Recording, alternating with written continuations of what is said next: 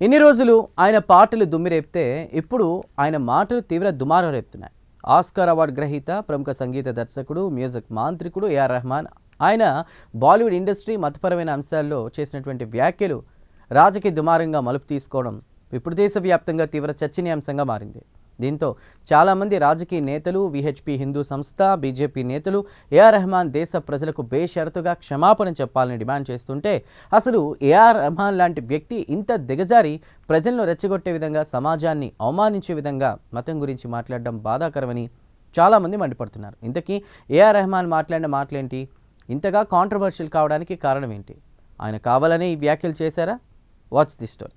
రెహమాన్ తాజాగా BBC Asian network ఇచ్చిన ఇంటర్వ్యూలో బాలీవుడ్పై చేసిన వ్యాఖ్యలు బాలీవుడ్తో పాటు పొలిటికల్గా తీవ్ర దుమారాన్ని రేపుతున్నాయి. గత 8 ఏళ్లుగా తనకు బాలీవుడ్లో బాగా పని తగ్గిందన్న రెహమాన్ తనకు అవకాశాలు రావడం రాలేదన్నారు. దీనికి బాలీవుడ్లో జరిగినటువంటి అధికార మార్పిడి కారణమని ఆయన కామెంట్స్ చేశారు.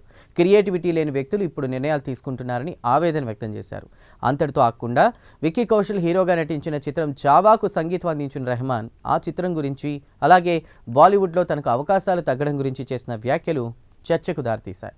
చావా ఒక విభజనవాద చిత్రమని, సమాజంలోని విభజనను అడ్డు పెట్టుకుని ఈ సినిమా సొమ్ము చేసుకుందని తాను భావిస్తున్నానని అన్నారు. కానీ ఈ సినిమాలో శౌర్యాన్ని చూపించడమే ప్రధాన ఉద్దేశమని దర్శకుడు చెప్పారని, మరాఠా యోధుడు సంభాజీ మహారాజ్ గురించి తీస్తున్న సినిమాకు పనిచేయడం గౌరవంగా భావించి అంగీకరించానని రెహమాన్ అన్నారు. సినిమాలో సుకోన్ అల్లా, అల్మోలిల్లా వంటి పదాలను ప్రతికూల సందర్భాల్లో వాడడం తనకు ఎబ్బెట్టుగా తోచిందన్నారు. గత 8 ఏళ్లుగా బాలీవుడ్లో తనకు పెద్దగా పని దొరకడం లేదని, బహుశా దీనికి మతపరమైన కారణాలు ఉండొచ్చన్నారు. ప్రస్తుతం సృజనాత్మకత లేనటువంటి వారి చేతిలో అధికారం ఉందని, సంగీత దర్శకుడిగా తనను ఎంపిక చేసుకున్నా కూడా వేరే వాళ్లతో సంగీతం చేయించుకున్న సందర్భాలున్నాయని అన్నారు ఏఆర్ రెహమాన్. కాగా రెహమాన్ చేసిన ఈ వ్యాఖ్యలపై దేశవ్యాప్తంగా విమర్శలు వస్తున్నాయి. ముఖ్యంగా బాలీవుడ్ నుంచే చాలామంది స్పందిస్తూ ఆయన మాటలపై దుమ్మెత్తిపోస్తున్నారు. ఏఆర్ రెహమాన్ లాంటి వ్యక్తి ఇంత దిగజారి ప్రజలను రెచ్చగొట్టే విధంగా, సమాజాన్ని అవమానించే విధంగా మతం గురించి మాట్లాడడం బాధాకరం అంటున్నారు. ఇది దేశ భవిష్యత్తుకు మంచిది కాదని అంటున్నారు. ఏఆర్ రెహమాన్ వ్యాఖ్యలు దురదృష్టకరమన్నారు కేంద్ర మంత్రి కిషన్ రెడ్డి. ఆయన ఆలోచనలు దేశ భవిష్యత్తుకు మంచివి కాదన్నారు. వెంటనే ఏఆర్ రెహమాన్ దేశ ప్రజలకు క్షమాపణలు చెప్పాలని డిమాండ్ చేశారు. ఆయనలో ఇన్నాళ్లు ఓ కళాకారుడినే చూశామన్నారు. మతపరంగా రెహమాన్ ఇలాంటి వ్యాఖ్యలు చేయడం సరికాదన్నారు. ఇది సమాజాన్ని అవమానించినట్లే అని కిషన్ రెడ్డి అన్నారు. కేంద్ర ప్రభుత్వం కానీ, రాష్ట్ర ప్రభుత్వాలు కానీ, ప్రజలు కానీ మతంతో సంబంధం లేకుండా ఏఆర్ రెహమాన్కు అన్ని రకాలుగా సానుకూలంగా స్పందించారన్నారు. ఆయనను అనేక రకాలుగా ప్రోత్సహించారన్నారు. రెహమాన్ను కళాకారుడిగానే చూశారు, కానీ ఆయన హిందూ మతం నుంచి ముస్లిం మతంలోకి వెళ్ళాడా, ఆయన ఇప్పుడు ముస్లిమా అని ప్రజలు ఎప్పుడు ఆలోచన చేయలేదని అన్నారు. ఆయన హిందూగా ఉండి ముస్లింగా మారిన ప్రజలు ఆ రకంగా ఆలోచన చేయలేదన్నారు కేంద్ర మంత్రి కిషన్ రెడ్డి. ఇక విశ్వ హిందూ పరిషత్ జాతీయ ప్రతినిధి వినోద్ బన్సాల్ ఈ ఇష్యూపై తీవ్రంగా స్పందించారు. అవకాశాలు ఎందుకు రావడం లేదో ఏఆర్ రెహమాన్ తనని తాను ప్రశ్నించుకోవాలని సూచించారు. పరిశ్రమను నిందించడం తగదన్నారు. ఒకప్పుడు దిలీప్ కుమార్గా ఉన్నటువంటి రెహమాన్ ఇప్పుడు ఇలాంటి వ్యాఖ్యలు చేయడం వెనక అర్థం లేదన్నారు. ఆయనకు అవకాశాలు కావాలంటే మళ్ళీ స్వధర్మం వైపు గర్వాప్సీ కావాలంటూ ఘాటు వ్యాఖ్యలు చేశారు.